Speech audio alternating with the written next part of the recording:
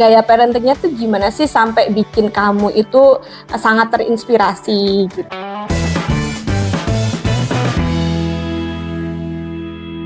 Assalamualaikum warahmatullahi wabarakatuh. Halo Mama Milenia, jumpa lagi dengan kita Mama Fan dengan saya Fatin Dan saya Rinda. Hari ini kita akan bincang-bincang seru mengenai Seberapa ngaruh sih parenting orang tua kamu terhadap kehidupan kamu sebagai orang tua dalam acara Moms on Fire. Nah, kita akan bahas gimana sih pengaruh parenting orang tua terhadap kehidupan kita sebagai orang tua.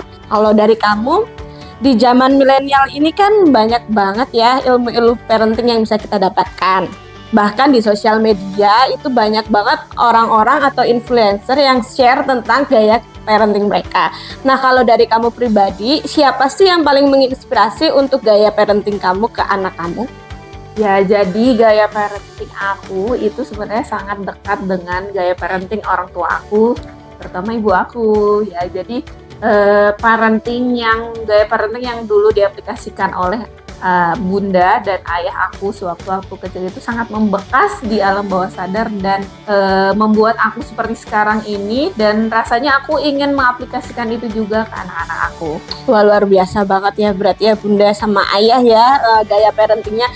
Kita mau tahu dong, kira-kira gaya parentingnya tuh gimana sih sampai bikin kamu itu sangat terinspirasi gitu. Oke, mungkin lumayan panjang ya, tapi kita bahas satu-satu aja kali ya. Yang pertama, orang tua aku selalu menekankan ke diri aku untuk tidak bicara kasar dengan orang lain walaupun pada saat kita marah. Jadi saya hidupnya di daerah kota besar yang mana itu banyak sekali kebun binatang yang keluar menjadi bahasa sehari-hari. Iya. Tetapi orang tua aku tuh sangat menjaga jangan sampai perkataan kasar itu keluar dari mulut anak-anaknya.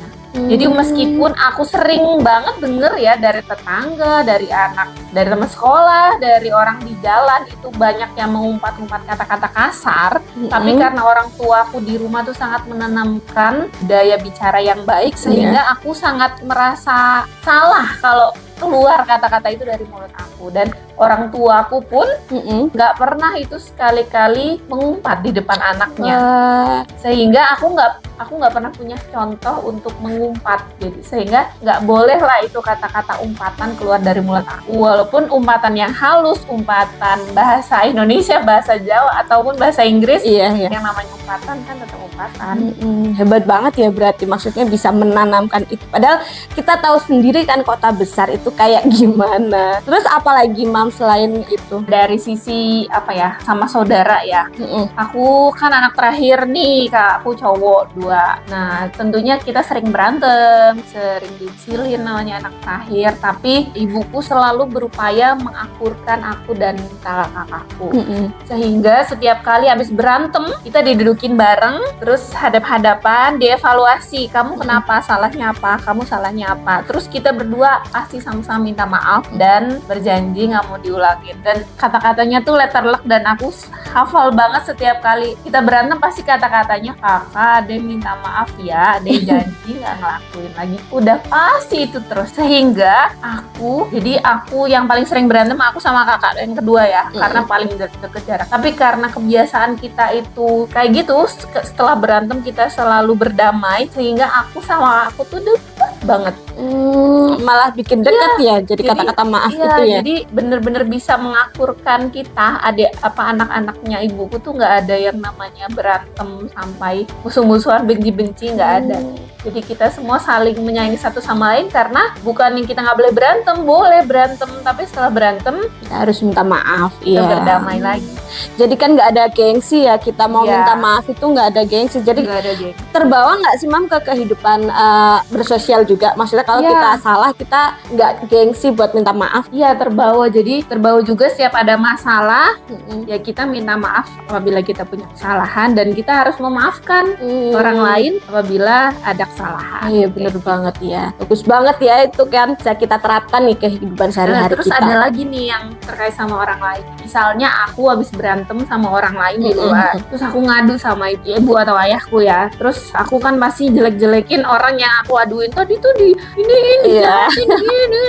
Terus ibuku pasti ngademin dulu ya, dulu, terus habis itu ngajak aku mikir apa yang aku lakukan sudah benar, apa yang aku lakukan sehingga menjadikan orang itu marah sama aku. Itu adakah kesalahan yang aku perbuat. Terus kalau udah dievaluasi, kita cari solusi. Jadi ibuku nggak pernah bela-belain aku atau nyalahin anak orang supaya aku seneng. Enggak. Jadi ibuku selalu bikin aku mikir gimana tuh solusinya kalau ngadepin orang kayak gitu lagi.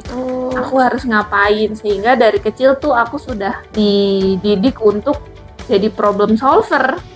Jadinya siap ada masalah ya nggak fokus pada masalahnya, tapi fokus pada jalan keluarnya. Oh iya, benar banget. Jadi aku harus ngapain, aku harus seperti apa menyikapinya. Terus kira-kira yang menarik lagi tuh apa, Mam, yang bikin kamu kok ini orang tuaku tuh benar-benar berhasil ngedidik aku jadi aku yang sekarang gitu?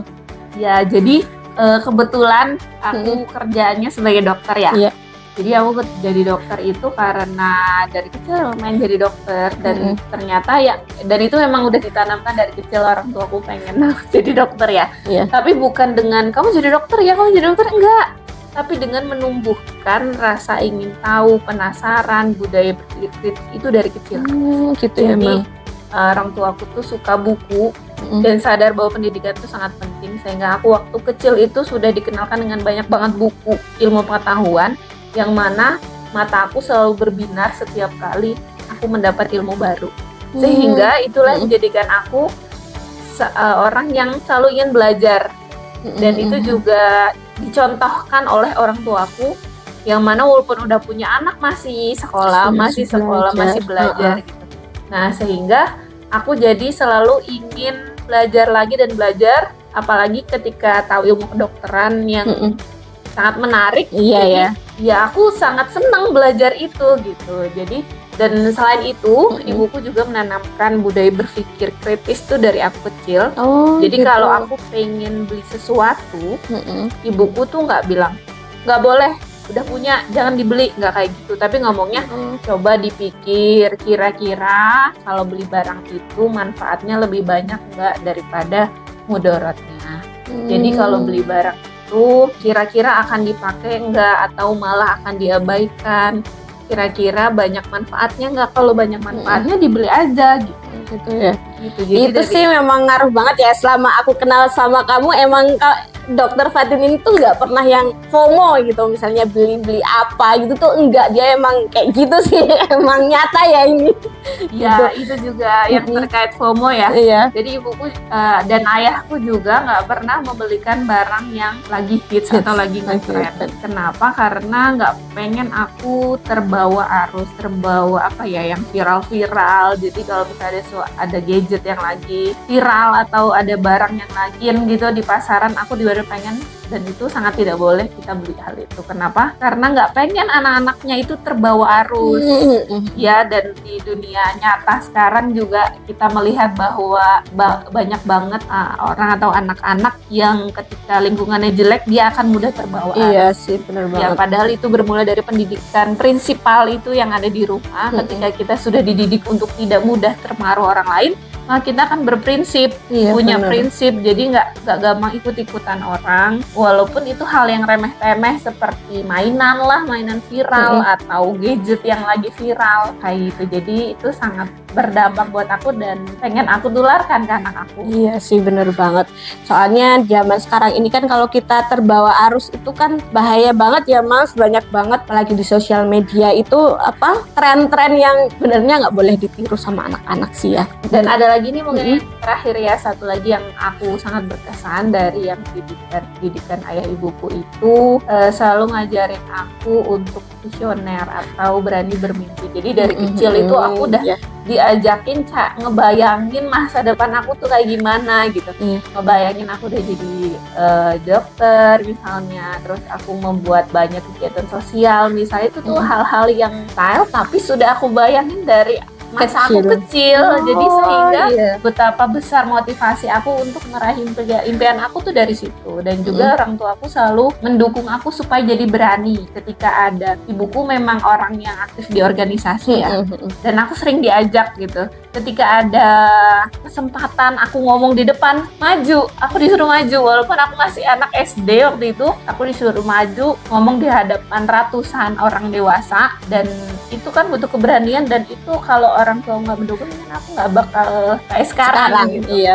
Jadi jiwa keberanian itu dari kecil di pupuknya, dan juga visioner terhadap masa depan itu juga benar-benar dari kecil, sehingga itu yang menjadikan aku juga ingin selalu belajar dan berbagi pengalaman, berbagi kebaikan, karena sekarang orang tua aku masih ada ya, dan aku berharap dengan apa yang aku berikan ke orang lain, apa yang aku edukasikan ke orang lain, itu bisa menjadi amal jariahnya orang tua. Amin. Gitu. Jadi ternyata sebegitu berdampaknya memang ya pengasuhan orang tua itu terhadap diri kita, dan aku pribadi pengen banget nularin Gaya parenting orang tua aku kepada anak-anak aku gitu, karena aku yang merasakan sendiri bahwa aku bisa seperti ini ya karena asuhannya itu. Maksud aku yang seperti ini yang misalnya tidak gampang terbawa tidak gampang terbawa arus, atau mungkin aku memiliki prinsip dalam hidup. Jadi itu benar-benar yang ditularkan dari orang tua gitu. Luar biasa banget ya ini orang bunda sama ayah. Kebetulan aku juga kenal secara pribadi, memang luar biasa banget sampai bisa jadiin Dokter Fatinnya seperti ini. Dan sekarang Dokter Fatin juga udah memberikan parenting itu ke anaknya. Iya, pelan-pelan aku tularkan ke anakku, ditambah mungkin aku belajar parenting juga. Jadi salah satu yang bikin ibuku kayak gitu ternyata karena ibuku tuh belajar parenting dulu. Oh, gitu. Padahal zaman dulu tuh kan kayaknya masih hal yang ini belum kayak sekarang ya. Terakhir ya, mungkin belajar dari kakakku, anak pertama, anak kedua. Jadi begitu aku kecil itu ibuku ya sudah belajar parenting. Jadi ternyata ilmu parenting itu sangat-sangat penting buat anak itu. Kebayang kalau ibuku dulu nggak belajar parenting, mungkin masa kecilku tidak bahagia mungkin ya, atau terdapat masalah-masalah lainnya gitu. Jadi aku sangat bahagia dengan parenting yang ibuku dulu berikan kepada aku, dan itu menjadikan aku ingin menularkannya ke anak-anak. Luar biasa banget ya Mams. Ternyata gaya parenting dari orang tua Dokter Fatin itu bisa banget kita jadikan pelajaran atau inspirasi. Ke aku pribadi pun mungkin ada beberapa yang bisa aku terapkan ke anak aku nantinya, biar kan juga pengen anak aku jadi dokter.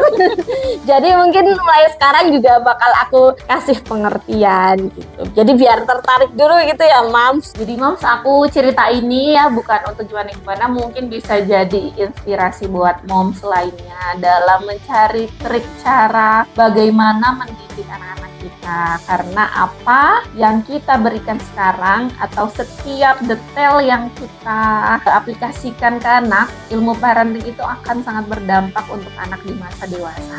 Iya. Gitu. Jadi saya sekarang udah mau umur kepala 3, tapi masih terngiang-ngiang dengan apa yang ayah bundaku lakukan waktu aku kecil, dan karena itu adalah hal yang positif, sehingga sekarang ya yang terngiang itu adalah kenangan yang positif gitu, kenangan yang baik kayak gitu. Iya, menurut aku sih Dokter Fatin ini sangat beruntung ya, maksudnya diberi kesempatan untuk menerima gaya parenting yang seperti itu. Sangat beruntung sih, kan nggak semua anak itu bisa mendapatkan gaya parenting seperti yang orang tua Dokter Fatin terapkan. Iya betul. Jadi karena kita sama-sama dewasa sekarang, banyak ibu muda yang mau belajar parenting. Yuk kita usahakan sebisa mungkin, ayo kita usahakan yang terbaik untuk anak-anak kita. Benar supaya jangan ada penyesalan atau luka pengasuhan atau kenangan buruk anak-anak kita di masa depan.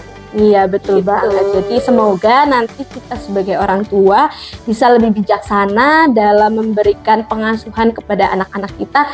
Jangan sampai nantinya kita memberikan dampak buruk gitu ya Mams buat anak-anak kita. Semoga kita juga punya kenangan yang positif seperti yang katanya tadi Dokter Fatin bilang. Oke. Ya, terima kasih. Terima kasih ya Dok atas sharingnya, atas gaya parenting yang sangat luar biasa. Semoga apa yang kita sharingkan hari ini bisa bermanfaat buat moms semua di luar sana. Amin. Oke. Ya, kalau suka video ini jangan lupa Like share. dan subscribe ya tentu saja. Ya. Terus jangan lupa komen kalian pengen kita bahas apa lagi di Mama Pen. Oke, sampai jumpa. Sampai jumpa. Assalamualaikum warahmatullahi wabarakatuh.